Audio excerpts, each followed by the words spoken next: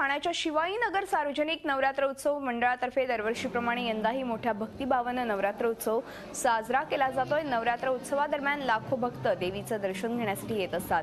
मोठ्या भक्तिभावानं गरबा, दांडिया यासारखे नृत्य प्रकार इथे नेहमीच सादर होत असतात। पंचमीला खास फॅन्सी ड्रेस स्पर्धेचं आयोजन करण्यात आलं होतं। या स्पर्धेत सहभागी झालेल्या स्पर्धकांनी आपल्या वेशभूषेतून विविध सामाजिक संदेश दिलेत। यावेळी परदेशी पाहुण्यांनी गरब्याचा आनंद लुटला।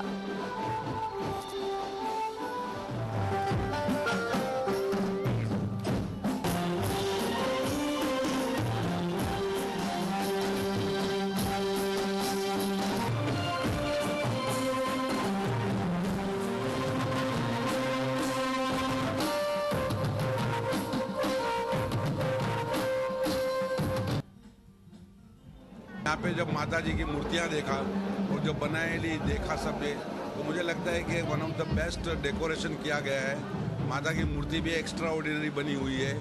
ये मेरा पहला अवसर है कि ये अवसर में मैं इधर आके देखा हूँ। इकडे आज फॅन्सी ड्रेस झालेला आहे आणि मी काली माताचा रूप धारण केला आणि मी राक्षसाचा वध केला।